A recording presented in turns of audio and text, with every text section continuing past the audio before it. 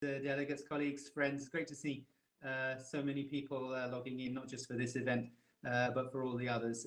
This is a really, really important place for us to come together for these sorts of discussions, particularly around gender equality. This is a very focused and tight meeting, and what we really want to try and do in the short time we have available is to just share with you the opportunity that the Women's Empowerment Principles presents for all of us. Also to hear from a very important signatory of the WEPs about their achievements within the framework, and of course your comments, your contributions, your observations, your questions are very, very welcome in the chat.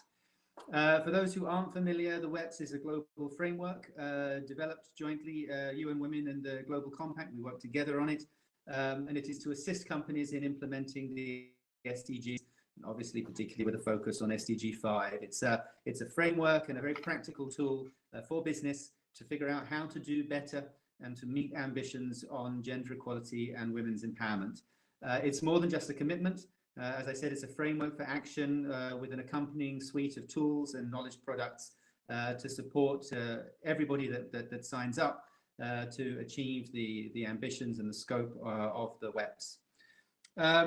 It's not a small undertaking, I have to tell you. There are more than 4,000 CEOs right now who signed up with their businesses behind them, making that commitment to gender equality and women's empowerment by signing the WEPs, but even more importantly, by beginning their implementation within their businesses.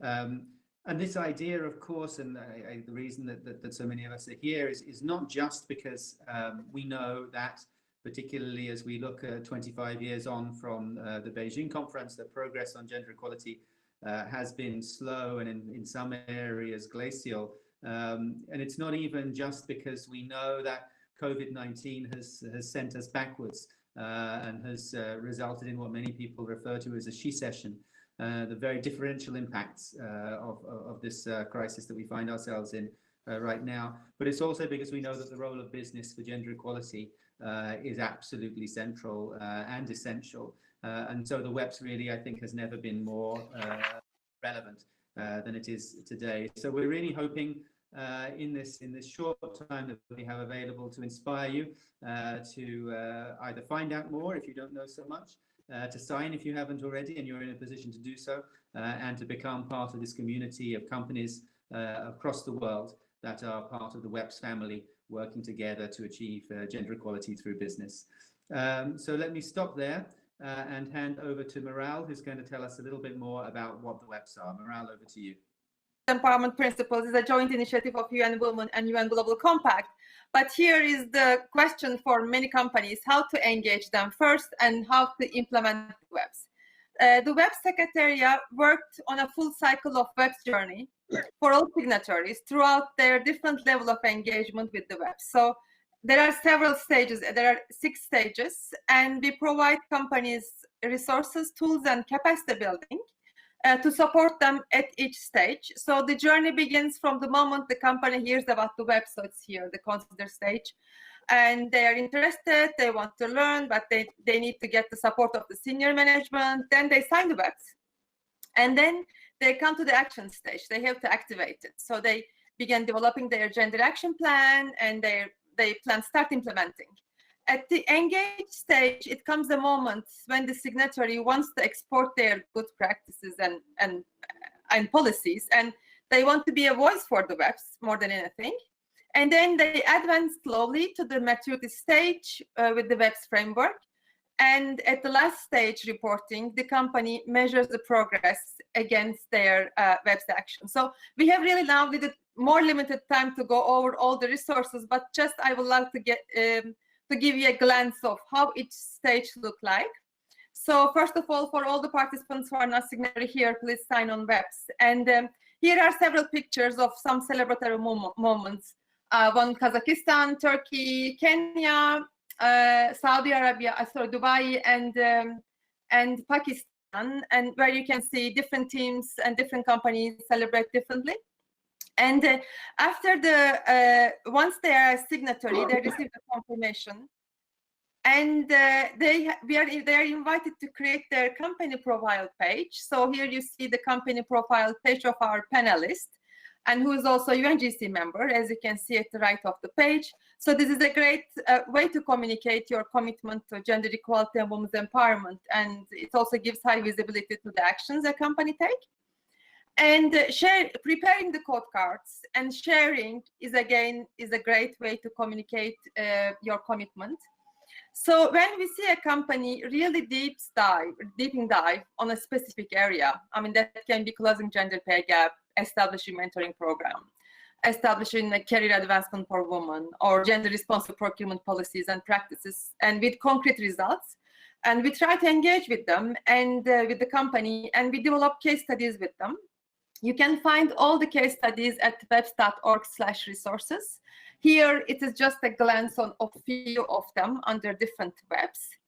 And at the engage stage, of course, there were several ways of engaging your networks. And like most beautifully, you can make a call on your website, and and investors and stock exchanges can certainly engage differently. But making visible your commitment and making a call to their networks is certainly a great beginning. And so we are also looking forward to partnering with associations and networks to increase our outreach. We invite good practice companies, signatories, to talk about their experience as part of their engagement with us. This can be as an opinion piece, which we call Leadership Insight, and here you can see the GSMA CEO, or an interview with women-owned businesses, and who are our leaders in action. So on the WEPs reporting platform, accountability, this is really the apple of our eye, and accountability means being responsible of what we are saying, what we are doing. So we are committing to gender equality and women's empowerment, then we should be able to report that. So we are working on the finalization of the WEPs reporting platform, and in a month or so, and invite all the companies. So over to you, Anna and Margaret. I try to be really quick. Thank you. Thank you so much. So I think I posed the questions, but maybe I could just rephrase it for those that have joined since earlier in the meeting. So basically the question, Margaret, was really about L'Oreal being a signatory since 2013, and what have you been up to since then, and what are the types of initiatives that you've been driving on either workplace, marketplace, and community issues, but also how the WEPs have helped you to drive this agenda. So over to you, Margaret. Thank you, Anna, Dan, and Meral, and Elizabeth.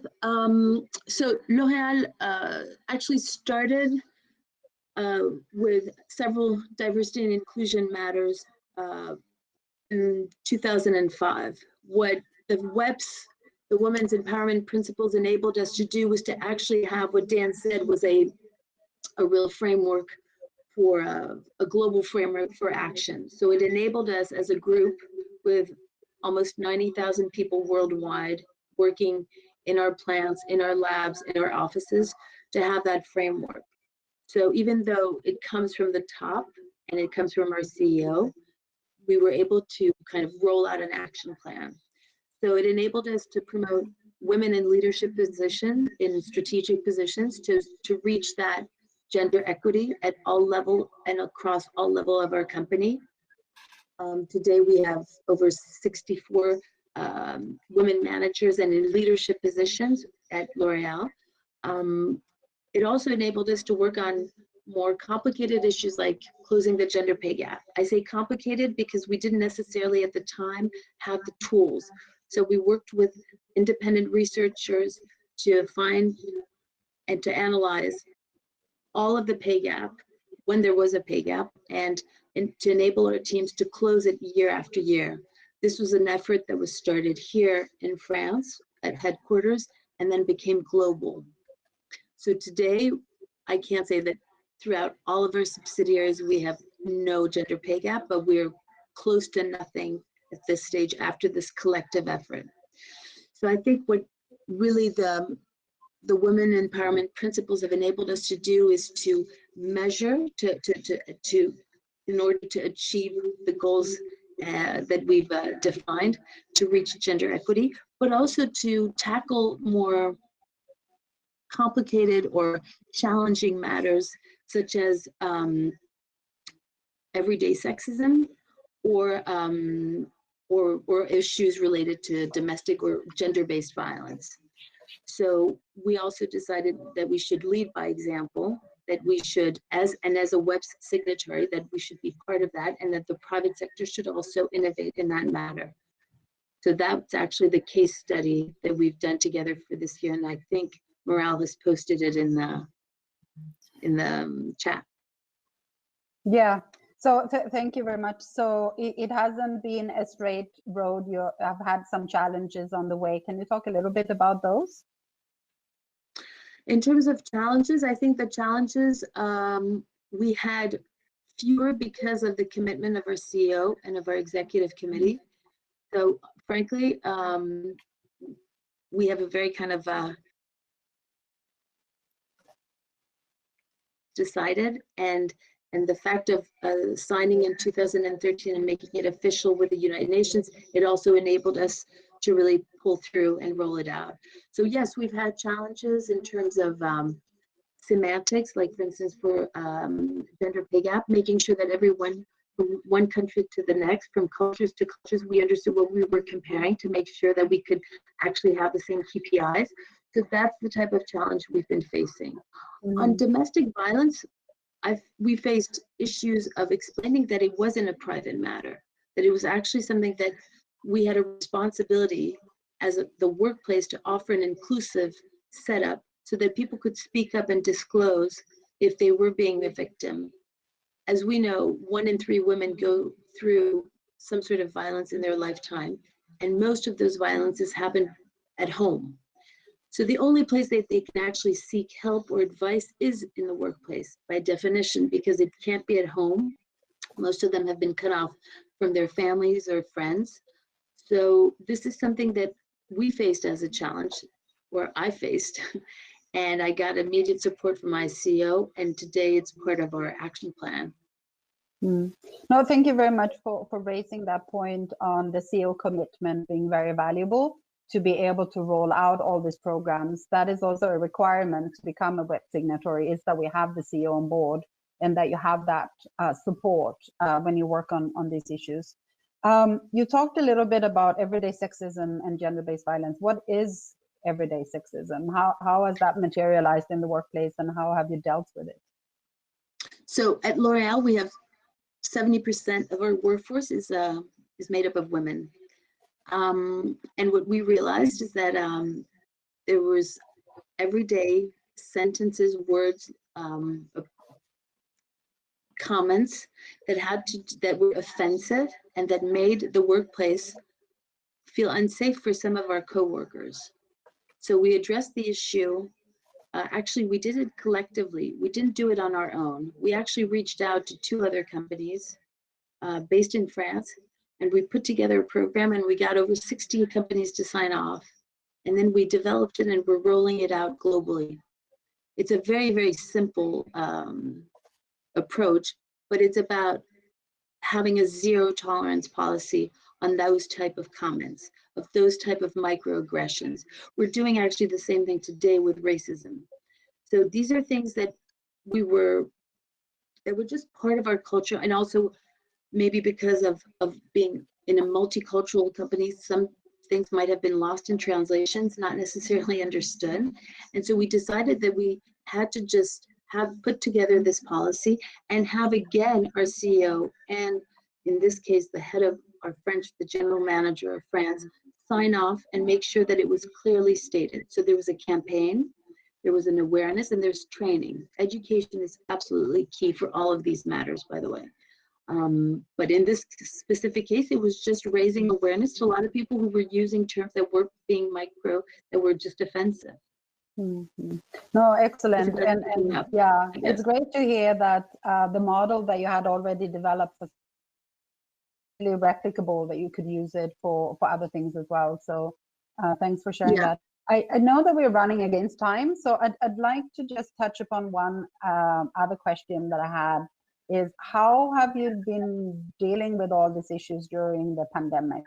How has COVID made you shift your strategies, and how have you dealt with that? And I know that you particularly worked on domestic violence. So have you had dedicated resources and efforts during this time? If you could touch a little bit about the situation with all this work during COVID.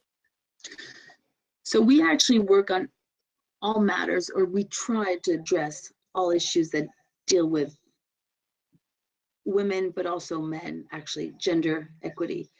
So just before COVID, we extended our parental leave to men and co-parents so that we could have a better balance in terms of chores at home. So this is something that the French government is actually about to announce of an extension, but we actually extended it to 6 weeks worldwide. And in some countries, it's more like 8 weeks of fully paid by L'Oreal to enable fathers, but also co-parents to take time off and take care of their children.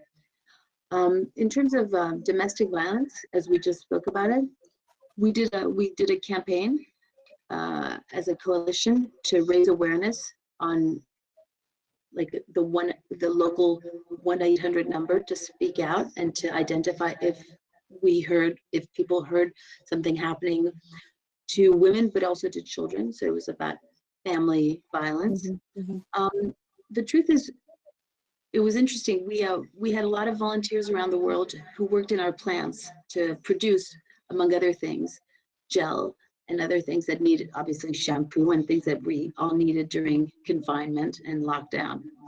In most of our plants, people could put, the company, L'Oreal, paid 100 euros every week for each person who came in. There was, with that amount of money, then the volunteers decided what to support, to donate as a sponsorship. And it was very interesting because a lot of them went to actually local organizations supporting domestic violence. And because we knew that in France, only within a few weeks of lockdown, it went over 32%. So in the world, it probably was much more. I don't have that figure at this stage, but it was probably massive worldwide. So I think what we did is just continued raising awareness, trying to support financially NGOs who needed it, and also talked a lot about it at work, because I'm sure a lot of our co-workers went through it as well. So again, trying to amplify education online, remotely, and to keep talking about it as a topic, so not to make it a taboo. No, thank you very much. And we have been calling this in UN Women as the shadow pandemic to the COVID pandemic. So thanks for all your efforts in helping with that. And as a champion WEP signatory, taking action during this crisis time. So we are out of time. So Dan, I will head it over to you, and thank you so much. Thank you, Anna. For participating and for sharing your story. And I think Åsa has also shared the written case study that we've been working with you on. So it's in the link in the chat box. So thank you very much. Thank you, Margaret. Dan, over to you. Thank you, Anna, and thank you, Meral. Thank you, Margaret, for presentations. I know we're out of time, so I just want to say very briefly, thank you to everybody who listened in and joined us. As we said, this is a resource, it's a community, it's something designed to leverage the power of business to be a contributor to not just gender equality and the empowerment of women, but also an effective global response to COVID-19 that we believe, and I'm sure you will believe, starts with empowering women as well. So please do, if you look in the chat, you have, in addition to everything that was in the presentations, all the resources that you need to find out more. We very much hope to be welcoming you, just like Malvada, who appears to have joined during the event itself, to the community and the family of WEPs signatories. So thank you very much, everyone.